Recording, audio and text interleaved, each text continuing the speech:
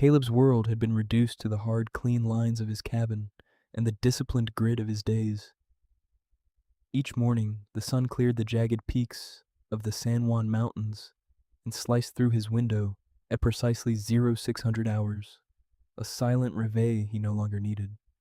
He was always awake before it, his internal clock still calibrated to the unforgiving rhythms of a life he had left behind in the dust of Afghanistan. His cabin was a fortress built not of stone and timber, but of solitude and routine.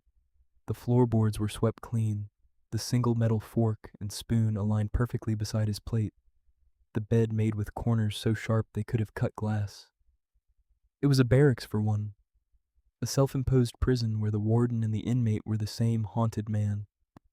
Grief was a tangible presence in the silence, a cold spot in the air that never dissipated, even when the wood stove roared.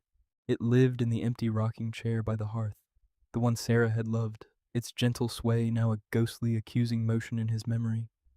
It was in the framed photograph on the mantelpiece, turned face down because the sight of her smile was a physical blow. Most acutely, it was in a small, polished wooden box that held a single, worn leather collar with a brass tag that read Rex. His sister, Chloe, was the only one who dared breach the perimeter. Her voice, crackling over the satellite phone, was a weekly intrusion of warmth he both craved and resented. "Caleb, it's been 2 years," she had said last Tuesday, her voice gentle but firm.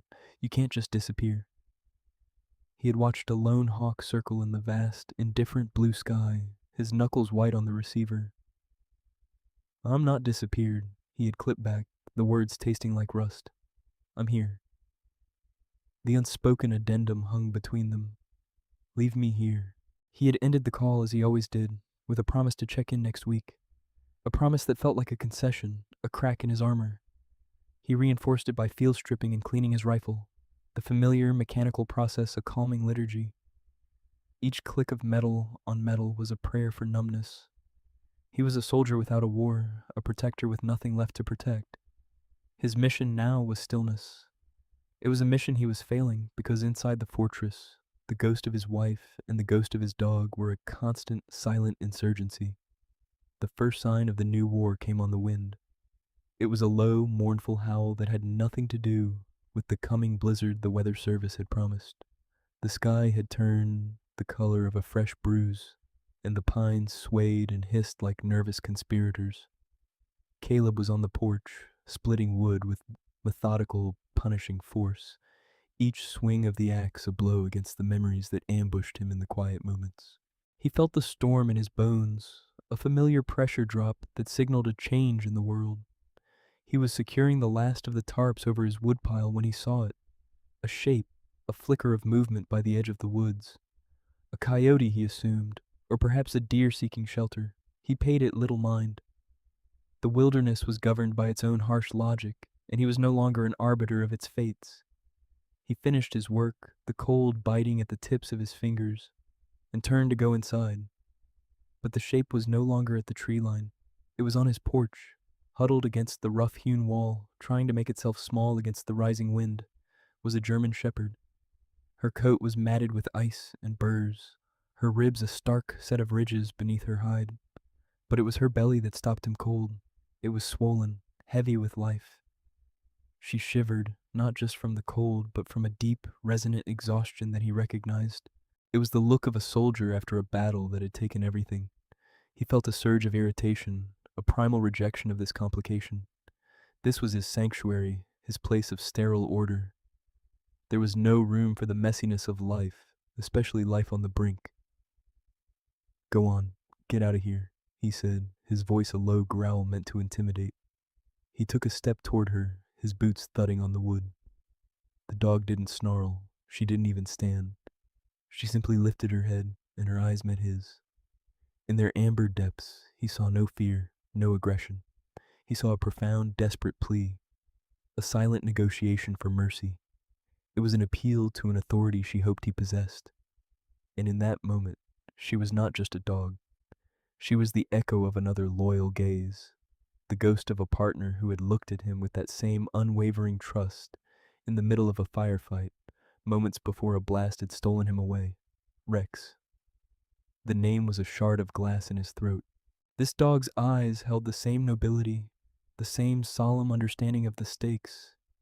She was asking for sanctuary, not for herself, but for the life she carried. The carefully constructed walls of his fortress, the disciplined armor he wore every day, began to fracture.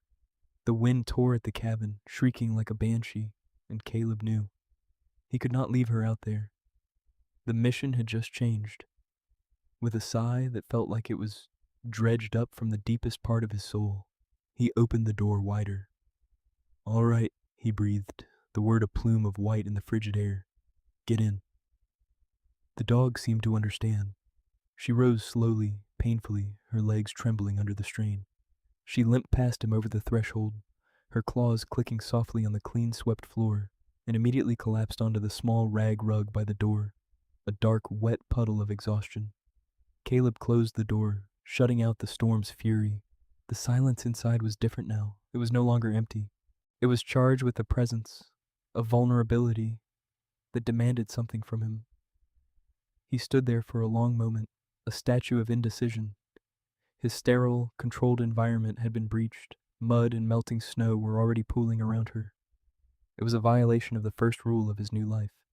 No attachments, no complications. Yet, his training took over. He saw not a stray dog, but a non-combatant in need of aid. He moved with the quiet efficiency of his former profession. He stoked the fire in the wood stove until it blazed, casting a warm, flickering light across the room. The heat began to chase the chill from the dog's shivering frame. He went to his linen closet and pulled out a thick, olive-drab wool blanket, one he had kept from his service. It was a relic of a past he tried to forget, but its utility was undeniable. He laid it near the hearth, creating a warm, soft bed. The dog watched him, her head still resting on her paws, her gaze never leaving him.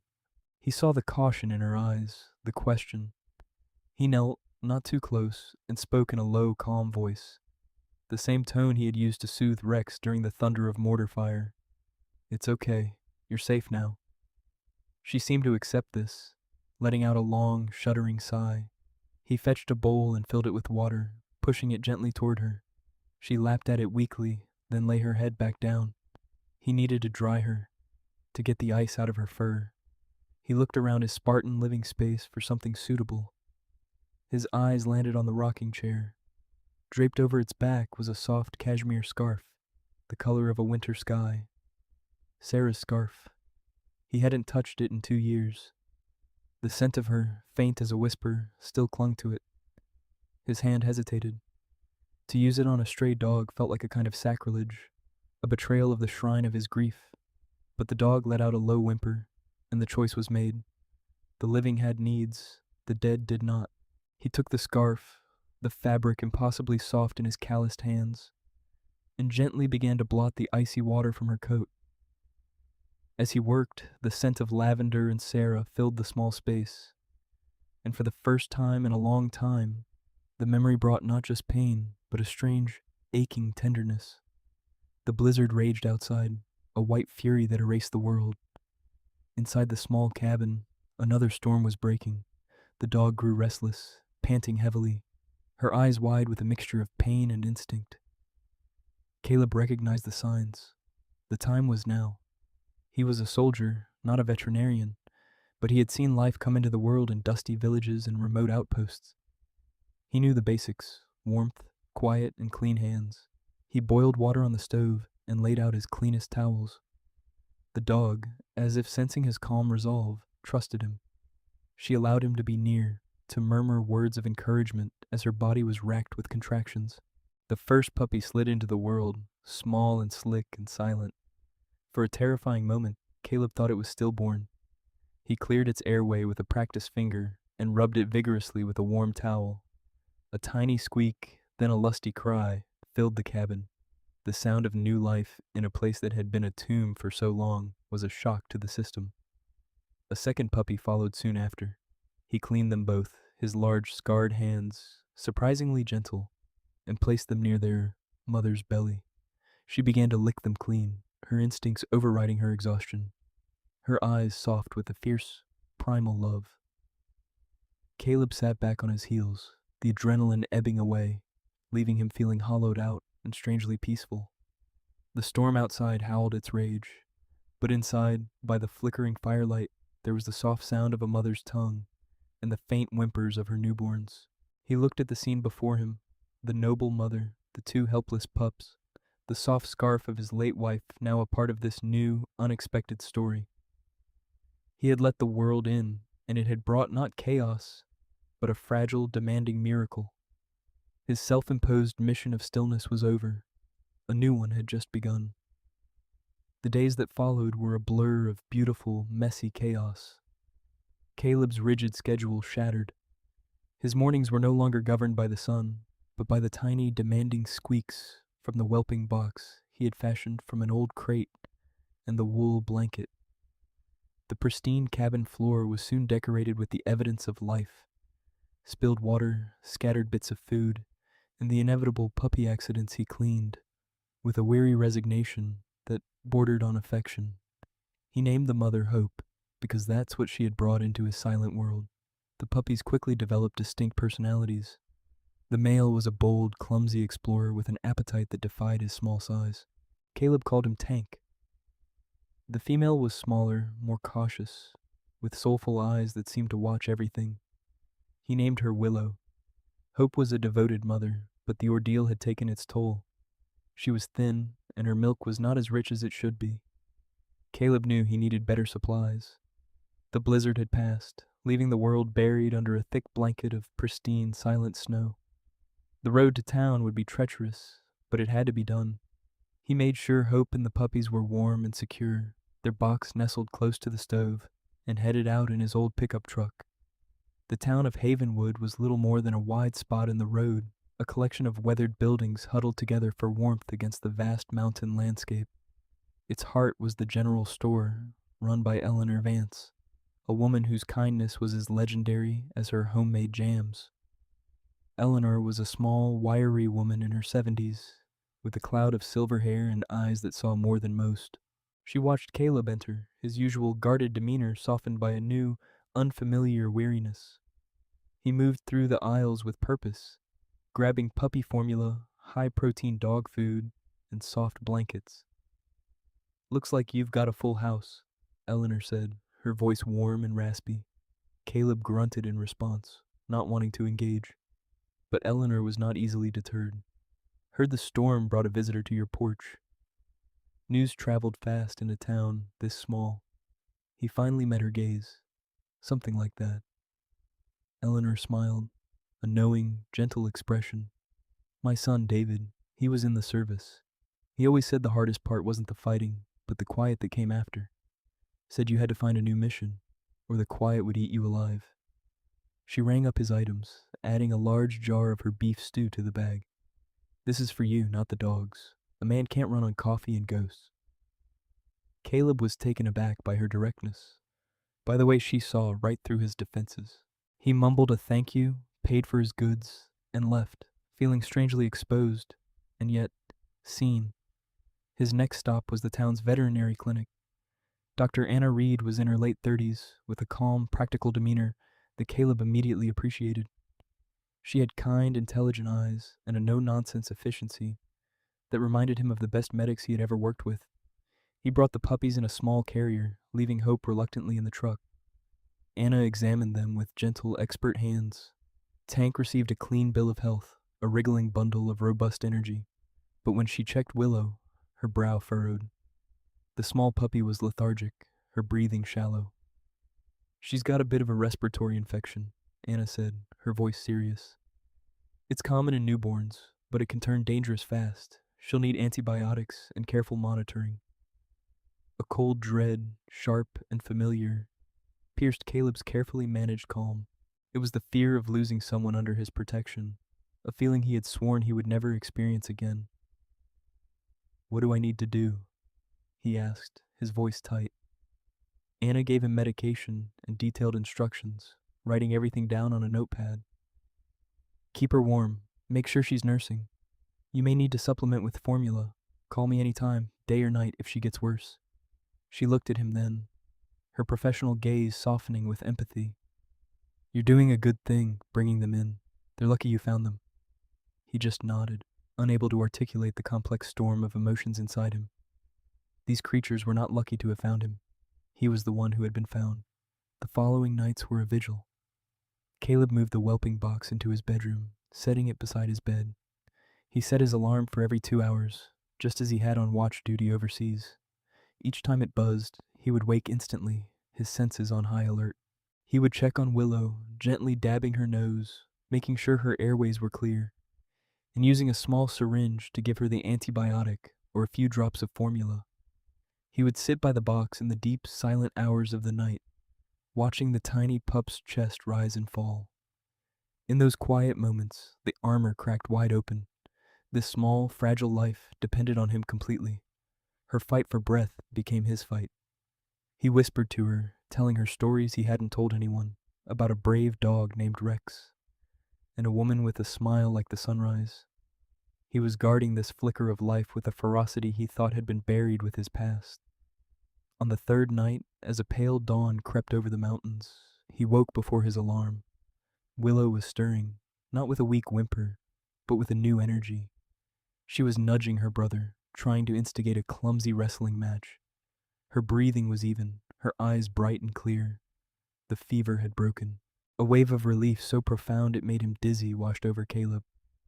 He reached his hand into the box, and Willow, the watchful, cautious soul, crawled over and licked his finger, her tiny, rough tongue a benediction. Later that day, as he sat by the fire, exhausted but at peace, Hope rose from her box, walked over to him, and laid her great, noble head on his knee.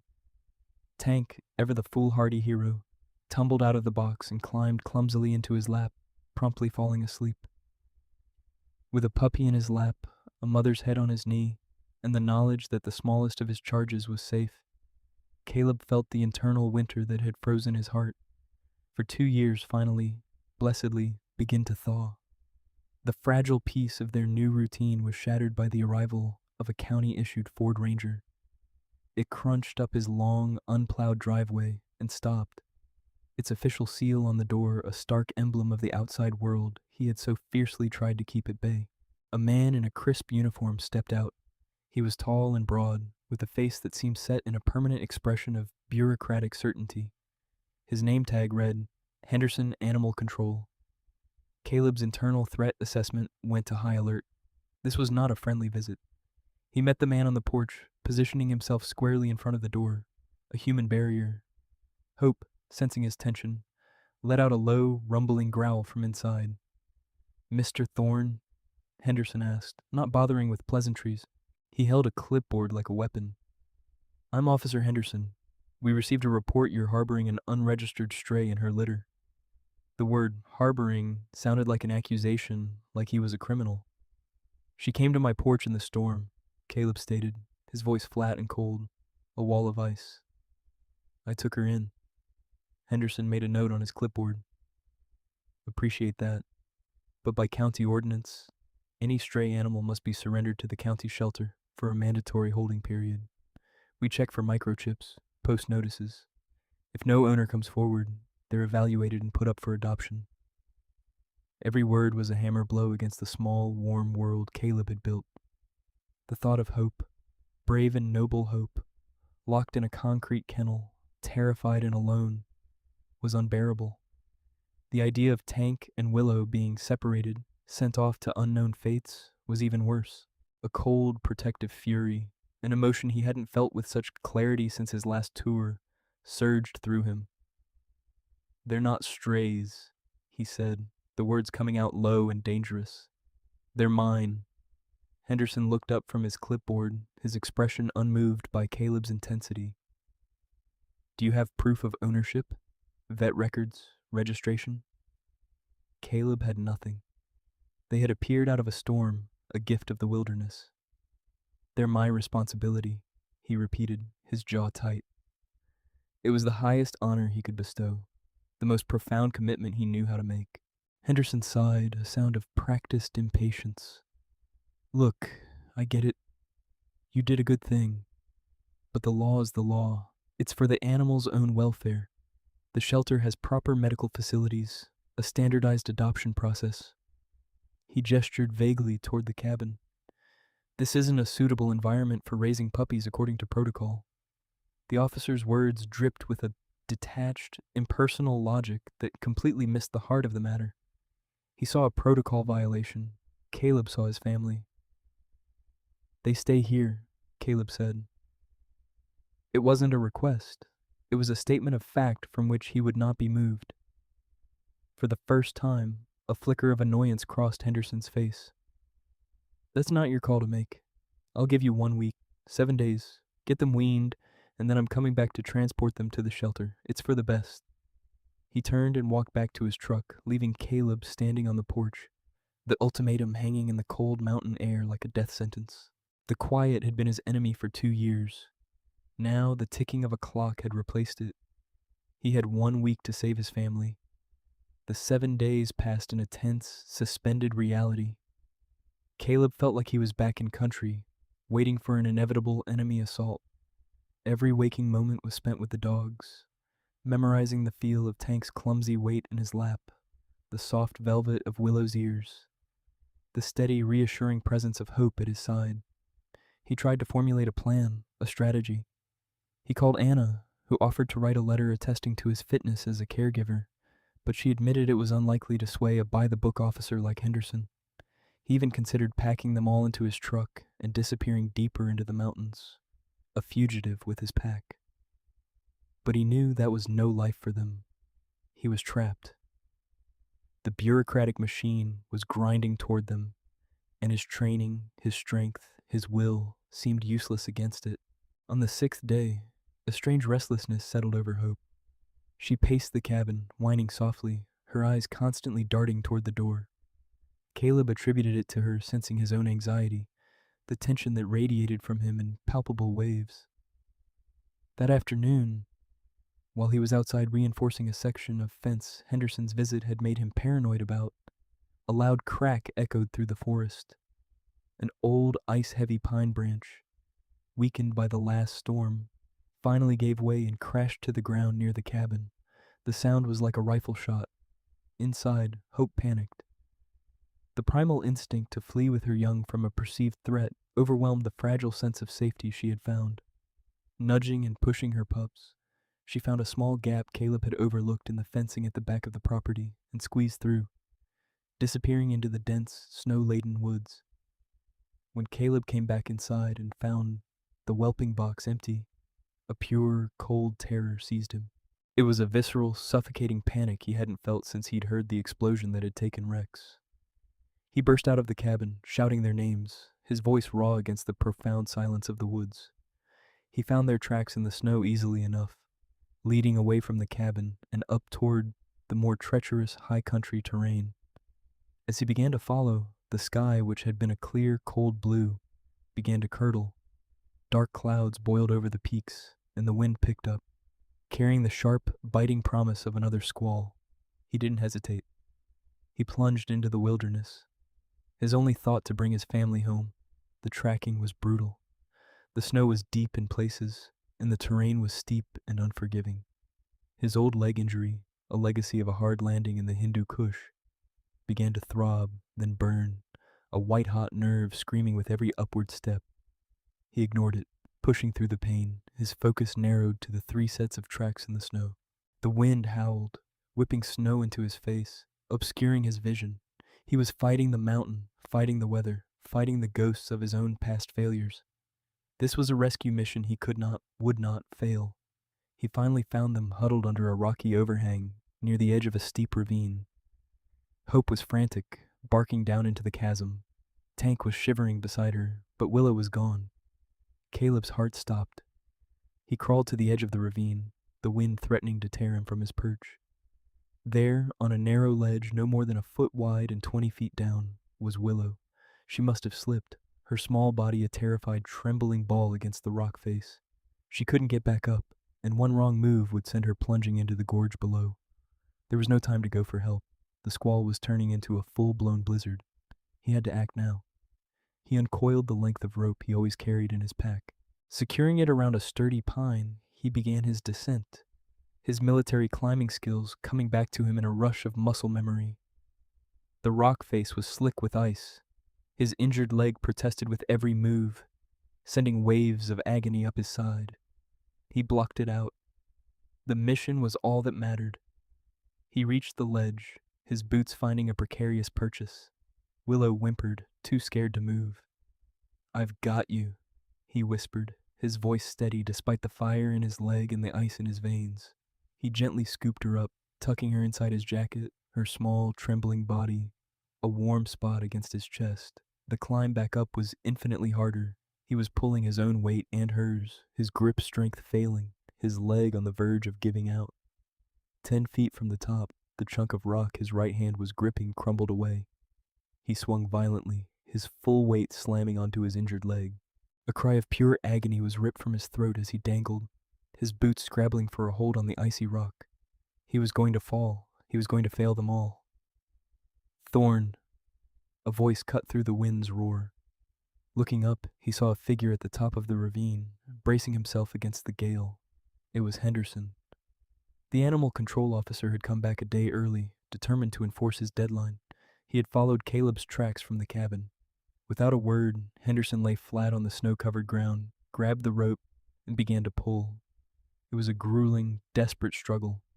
Henderson hauled, his face a mask of exertion, while Caleb used his remaining strength to find purchase on the rock face.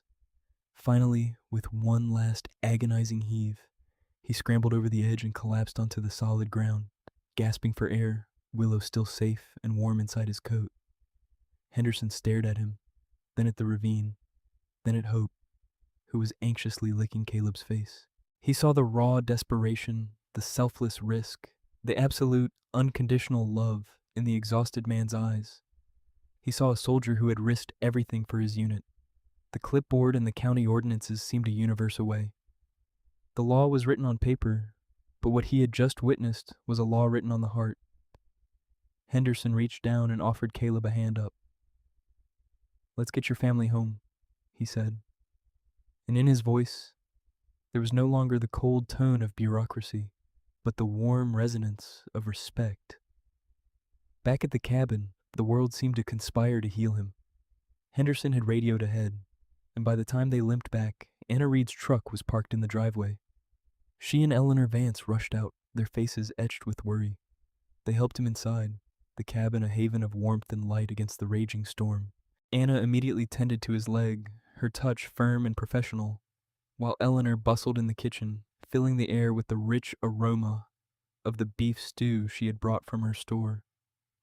The cabin, once a fortress of solitude, was now crowded with people and animals, filled with the low murmur of concerned voices and the contented sighs of the puppies, safe in their box. Henderson stood awkwardly by the door for a moment, then walked over to the table where he had placed his clipboard. He picked it up, looked at it, and then deliberately tore the official violation notice in half. "Just get them registered," he said gruffly, meeting Caleb's eyes. "I'll list them as a rescue placement directly to you. Paperwork will be easier that way." It was a quiet act of rebellion, a choice of mercy over protocol. Caleb simply nodded, the gratitude too deep for words. Later, as Anna finished wrapping his leg and Eleanor ladled stew into a bowl for him, he finally spoke, the words coming out haltingly at first, then with a steady, quiet flow. He told them about Sarah, about her love for the mountains. He told them about Rex, about the bond a man has with his partner, two-legged or four. He didn't share the raw details of the pain, but he shared the love that had caused it. The dam of his grief had not so much broken as it had dissolved, washed away by a flood of connection and care. Spring arrived, painting the mountains in vibrant strokes of green and gold. The snow receded, revealing a world reborn. Caleb's cabin was transformed. The sterile order was gone, replaced by a comfortable, lived-in warmth. A half-chewed rope toy lay by the hearth, and the porch steps were worn with the traffic of muddy paws. He had found a new mission, one that had started with a single dog on his porch and was now expanding. With help from Anna and Eleanor, he had started the paperwork to create a small, non-profit rescue, a sanctuary for animals lost in the wilderness, a place for wounded warriors, both human and canine, to heal. One evening, as the sun set casting long golden shadows across the valley. Caleb sat on his porch. Anna was beside him, a comfortable silence between them, sharing a pot of coffee. At his feet, Hope rested her head on his boots, her gaze serene. Willow, no longer shy but still possessing a quiet grace, was curled in a patch of evening sun. And Tank, a gangly adolescent version of his puppy self, was engaged in a heroic, clumsy battle with a garden hose. Caleb watched him, a genuine smile spreading across his face, followed by a low, rumbling laugh that felt foreign and wonderful in his own chest. He reached into the cabin and brought out a small, tarnished harmonica, an instrument he hadn't touched since the day Sarah died. He brought it to his lips, and a simple, hopeful melody drifted out into the mountain air. The ghosts were still there, but they no longer haunted him. They were simply a part of his story, memories that now coexisted with the vibrant, messy, beautiful life that surrounded him. The rescuer had been rescued. He was home.